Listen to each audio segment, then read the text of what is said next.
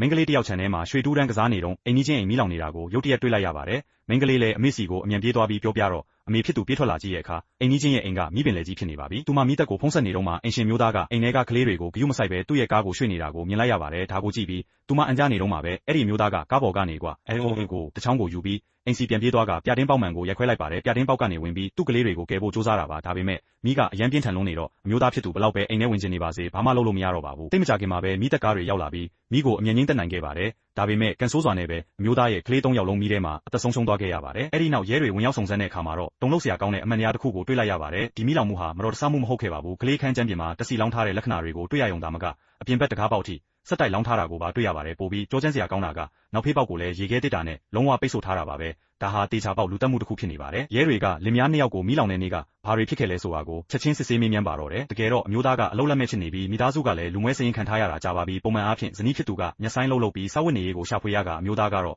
အိမ်မှာအချိန်ပြည့်ကလေးထိန်းလုပ်ကိုလုပ်နေရတာပါနေထိုင်ရတဲ့ဘဝကြီးကတကယ်ကိုရှုပ်ရှက်ခတ်နေတာပါအဲ့ဒီနေ့ကအိမ်မှာကလေးထိန်းရမယ့်အမျိုးသားဟာအပြင်ထွက်ပြီးတညလုံးသွားရှုပ်နေခဲ့ရုံသာမကသူ့ကိုယ်မှလည်းတခြားမိန်းမတစ်ယောက်ရဲ့ရေမွေးနှံတွေရနေပါတယ်ဒါကြောင့်သူတို့2ယောက်အပြန်လန်ဆဲဆိုပြီးအကြီးအကျယ်ရန်ဖြစ်ကြပါတယ်အဲ့ဒီနောက်ဇနီးဖြစ်သူကပုံမှန်အတိုင်းအလုပ်သွားလုပ်ပါတယ်အမျိုးသားကတော့ကလေး3ယောက်ကိုတိတ်ပြီးရဲ့နောက်ဘီယာတပုလင်းတောက်ပြီးအိပ်ပျော်သွားပါတယ်ဒါပေမဲ့နောက်ဝိမနက်မှာသမီးကြီးရဲ့စူးစူးဝါးဝါအော်တန်ကိုရုတ်တရက်ကြားလိုက်ရလို့အမျိုးသားဟာအိတ်ခမ်းထဲကနေအမြန်ပြေးထွက်ကြည့်လိုက်တော့အိမ်ထဲမှာမီးပင်လေကြီးဖြစ်နေပါပြီသူကဘာကိုမှဂယုမဆိုင်နိုင်ပဲကလေးခန်းထဲပြေးဝင်ပြီးကလေး3ယောက်ကိုကယ်ဖို့စူးစမ်းပေမဲ့သမီးကြီးကကုတင်ပေါ်မှာမရှိတော့ပါဘူးသူကအမျိုးသမီး2ယောက်ကိုထပ်ကယ်ဖို့စူးစမ်းပေမဲ့သူ့ကိုယ်သူအသက်ရှူလို့မရတော့တာကိုသတိထားမိလိုက်ပါတယ်အမျိုးသားကအပြင်ထွက်ပြီးအသက်ရှူအောင်ရှူပြီးမှကလေးတွေကိုပြန်ကယ်ဖို့စဉ်းစားလိုက်ပါတဲ့အဲ့ဒီမှာတင်ဇလန်းအဆက်ကမြင်ကွင်းမျိုးဖြစ်သွားတာပါရဲတွေကမိလောင်မှုဖြစ်စဉ်အပြည့်အစုံကိုစုံစမ်းပြီးတဲ့နောက်မှာတော့အမျိုးသားရဲ့ထွက်ဆိုချက်ကိုမယုံကြည်ပါဘူးဘာဖြစ်လို့လဲဆိုတော့သူကအရင်ကပြစ်မှုဟောင်းရှိဘူးတဲ့သူတယောက်ဖြစ်နေလို့ပါနောက်နေ့ကလေးတွေရဲ့နာရေးကိုကျင်းပပြီးအိမ်ပြန်လမ်းမှာတင်ရဲတွေကလိုက်လာပြီးအမျိုးသားကိုလူတက်မှုနဲ့တိုက်ရိုက်ဖမ်းဆီးကအချုပ်ထဲထည့်လိုက်ပါတယ်ရက်နှဲငယ်အကြာမှာပဲကိုကလေးကိုတက်တဲ့ဖခင်ဆိုတဲ့သတင်းကတနိုင်ငံလုံးရဲ့စိတ်ဝင်စားစရာသတင်းကြီးဖြစ်သွားပါတယ်အချုပ်ခန်းထဲကလူတွေကတော့သူ့ကို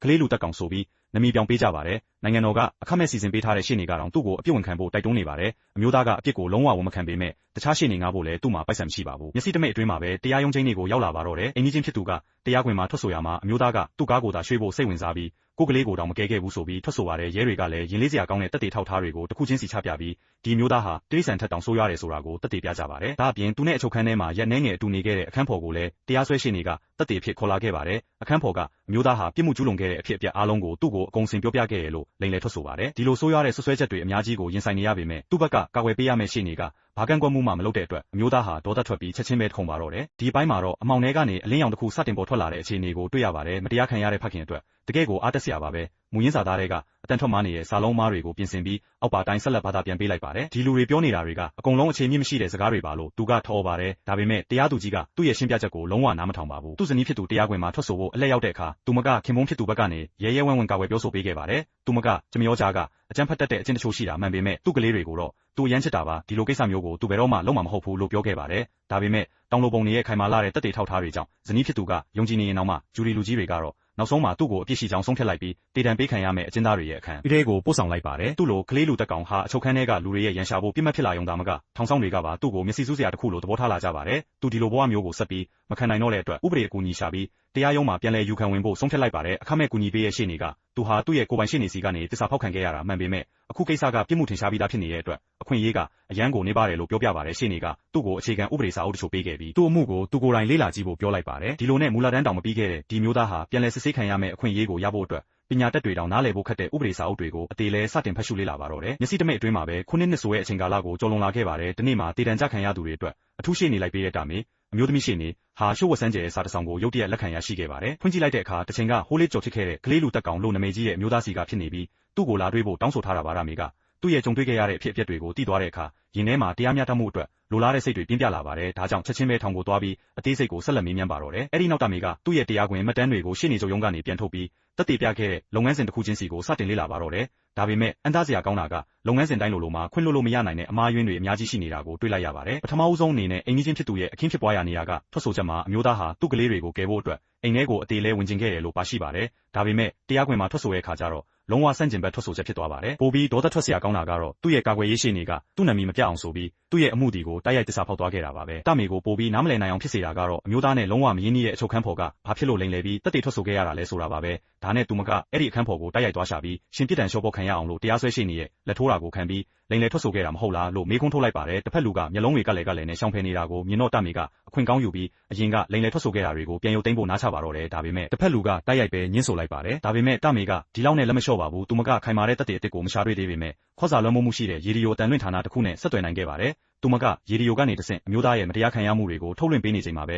အမျိုးသားထံကိုနောက်ဆုံးအကြောင်းကြားစာရောက်လာပါတော့တယ်သူ့ရဲ့တေတံမင်းကြဖို့တစ်ပတ်ပဲအချိန်ကျန်တော့တာပါတမေရဲ့စေတနာတွေကိုထပ်ပြီးအလားအမဖြစ်စေချင်တော့တဲ့အတွက်အမျိုးသားကတမေကိုရောသူ့ကိုဂရုစိုက်ပေးတဲ့လူတိုင်းကိုရောသူလိန်ညာခဲ့တယ်လို့ဝန်ခံလိုက်ပါတယ်တကယ်တော့မိလောင်တဲ့နေ့ကသူဟာကလေးခန်းထဲကိုတိုက်ရိုက်ပြေးမဝင်ခဲ့ပါဘူးသူတကားဝရောက်တဲ့အချိန်မှာအခန်းထဲကကလေးတွေဟာအသက်ရှင်နိုင်ဖို့အခွင့်အရေးလုံးဝမရှိတော့ဘူးဆိုတာကိုသူမြင်လိုက်ရပါတယ်ဒါကြောင့်သူကချက်ချင်းပဲလှည့်ပြီးအပြင်ကိုထွက်ပြေးလာခဲ့တာပါဒါကြောင့်သူကအမြဲတမ်းသူ့ကိုယ်သူအပြစ်ရှိတယ်လို့ခံစားနေရတာပါအခုသူ့ရဲ့တေတံရက်လဲနီးလာပြီးဖြစ်လို့သူဆက်ပြီးအချင်းကြီးမယုံကန်ကျင်တော့ပါဘူးဒါပေမဲ့တမေကတော့ဒီလောက်နဲ့လက်မလျှော့ခဲ့ပါဘူးအမျိုးသားကိုပြန်လဲအားတက်လာစေဖို့အတွက်နှစ်ပေါင်းများစွာမတွေ့ရတော့တဲ့သူ့ဇနီးကိုတွားရှာပြီးအမျိုးသားကိုတွားရောက်နှစ်သိမ့်ပေးဖို့တောင်းဆိုခဲ့ပါတယ်ဒါပေမဲ့ပွဲချင်းပြီးညှင်းဆိုခြင်းခံလိုက်ရပါတယ်ဒါပေမဲ့တမေအိမ်ပြန်ရောက်တဲ့အခါသူမရဲ့သားဖြစ်သူကသတင်းကောင်းတစ်ခုပြောပြပါတယ်သူမအမြဲတမ်းဆက်သွယ်ခြင်းရဲ့ကျွမ်းကျင်ပညာရှင်ကြီးကသူမကိုဖုံးပြန်ခေါ်ခဲ့ရဆိုတာပါပဲတမေလည်းချက်ချင်းပဲအဲ့ဒီပညာရှင်ကြီးရဲ့အိမ်ကိုတွားရောက်ပြီးသူ့ရဲ့ကျွမ်းကျင်တဲ့အကြံပြုချက်တွေကိုနားထောင်လိုက်တဲ့အခါမှာတော့ရဲတွေရဲ့ကောက်ချက်ချမှုနဲ့လုံးဝကိုဆန့်ကျင်ဘက်ဖြစ်နေတာကိုတွေ့လိုက်ရပါတယ်ပညာရှင်ကြီးကအဲ့ဒီမီးလောင်မှုဟာလူကတမင်တကာရှို့တဲ့မီးလုံးဝမဟုတ်ဘူးဆိုတာကိုအလွန်ယုံကြည်မှုရှိစွာနဲ့အတည်ပြုပြောဆိုလိုက်ပါတယ်။ဘာဖြစ်လို့လဲဆိုတော့နယံပေါ်မှာတွေ့ရတဲ့အော့ပုံတနံအကွက်တွေကမီးလောင်ကျွမ်းမှုသို့မဟုတ်တငွေ့ယိုစိမ့်မှုကြောင့်ဖြစ်ပေါ်လာတဲ့ပုံမှန်လက္ခဏာတွေဖြစ်နေလို့ပါ။ရဲတွေကျမ်းပြင်ပေါ်မှာတွေ့ခဲ့တဲ့ပုံစံတွေကလည်းတစီလောင်ချထားလို့ဖြစ်လာတဲ့ရလဒ်မျိုးလုံးဝမဟုတ်ပါဘူး။ဘာလို့လဲဆိုတော့တက်စီဟာလောင်ကျွမ်းသွားပြီးရင်ဘလို့မျက်မြင်သက်သေအရာဆုံးမှကြံရိပ်ခဲ့မှာမဟုတ်လို့ပါပဲတကားဝတ်ထိဆက်တိုက်ဖြစ်နေတဲ့တက်စီကွက်တွေကလည်းတကယ်တော့တကားဝမှာထားတဲ့တက်စီပုံကိုအမျိုးသားကမတော်တဆဝင်တိုက်မိပြီးမှောက်ကျသွားလို့ဖြစ်ရတာပါနောက်ဖေးပေါက်ကိုပိတ်ဆို့ထားတဲ့ရေခဲတစ်တာကလည်းအဲ့ဒီအချိန်ကျမှရုတ်တရက်တွန်းရှည်ထားတာလုံးဝမဖြစ်နိုင်ပါဘူးဘာလို့လဲဆိုတော့ရေခဲတစ်တာအောက်ကကိုစောမှာရွှေ့ပြောင်းထားတဲ့ခြေရာလက်ရာလုံးဝမရှိလို့ပါပဲဒါကြောင့်ရေခဲတစ်တာဟာအစကတည်းကတကားဝမှာရှိနေခဲ့တာဖြစ်ပါတယ်တမေရှင်းနေမလေးကပညာရှင်ကြီးရဲ့စစ်ဆေးချက်အစီရင်ခံစာကိုရရှိသွားတဲ့အခါအဲ့ဒီအစီရင်ခံစာကိုတက်တဲ့အစ်တစ်ခုအနေနဲ့အသုံးပြုပြီးဒေတာဆိုင်ရာရှင်းနေချုပ်ရုံးကိုလုတ်ဖော်ကိုင်ဖက်ကတဆင့်ချက်ချင်းပို့ခိုင်းလိုက်ပါတယ်ပြီးတော့အမျိုးသားရဲ့အမှုကိုပြန်လည်စစ်ဆေးပေးဖို့လျှောက်ထားလိုက်ပါတယ်ဒါပေမဲ့ရှင်းနေချုပ်ရုံးကလူတွေကတိုက်ရိုက်ပဲပယ်ချလိုက်ပါတယ်ဘာဖြစ်လို့လဲဆိုတော့အရင်တုန်းကအဲ့ဒီတရားစွဲရှင်းနေဟာအခုအချိန်မှာအာနာကုံလွှမ်းမိုးထားနိုင်တဲ့ဓမိုးအောက်တယောက်အနေအထားမျိုးဖြစ်နေလို့ပါပဲမျက်စိတမိတ်အတွင်းမှာပဲတေတံပေးမဲ့နောက်ဆုံးရက်ကိုရောက်လာခဲ့ပါပြီအခုဆိုရင်နောက်ဆုံး2နာရီပဲအချိန်ကျန်ပါတော့တယ်တမေမှာတခြားဘာနဲ့လမ်းမှမရှိတော့တဲ့အတွက်သူမကိုယ်တိုင်ကားမောင်းပြီးရှင်းနေချုပ်ရုံးကိုလူကိုယ်တိုင်တွားရောက်တိုက်တွန်းဖို့ဆုံးဖြတ်လိုက်ပါတယ်ဒါပေမဲ့အလောတကြီးကားမောင်းသွားတဲ့လမ်းခုလက်မှာပဲကန်ဆိုးစွာနဲ့ပြင်းထန်တဲ့ရင်တိုက်မှုကြီးတစ်ခုဖြစ်သွားခဲ့ပါတယ်တမေရဲ့ကြောလုံးမှာပြင်းထန်တဲ့ဒဏ်ရာရသွားခဲ့ပြီးခန္ဓာကိုယ်အောက်ပိုင်းတေသွားကဘဝတစ်သက်တာလုံးပြီးတဲ့ကုလားထိုင်ပေါ်မှာပဲဖြတ်တန်းရတော့မဲ့အခြေအနေဖြစ်သွားပါတယ်မျိုးသားဟာလည်းတေတံပေးမဲ့ကုတင်ပေါ်ကိုရွှေ့ပြောင်းခြင်းခံလိုက်ရပြီးနောက်ဆုံးမှာတော့ဒီကံကြမ္မာဆိုးကနေမလွတ်မြောက်နိုင်ခဲ့ပဲနာကြီးမှုတွေနဲ့အတူထာဝရထွက်ခွာသွားခဲ့ရပါတော့တယ်ဒီရုပ်ရှင်ကားဟာတကယ်ဖြစ်ရမှန်ကိုအခြေခံပြီးရိုက်ကူးထားတာပါအဲ့ဒီနောက်ပိုင်းကာလတွေမှာတော့တမေနဲ့မိသားစုဝင်တွေရဲ့မဆုံးမနစ်စူးစမ်းအားထုတ်မှုတွေကြောင့်နောက်ဆုံးမှာတော့2010ခုနှစ်ကျမှအမျိုးသားဟာအပြစ်ကင်းစင်ကြောင်းတက်တည်ပြနိုင်ခဲ့ပြီးသူ့ရဲ့မတရားခံရမှုတွေကိုဖြေရှင်းနိုင်ခဲ့ပါတော့တယ်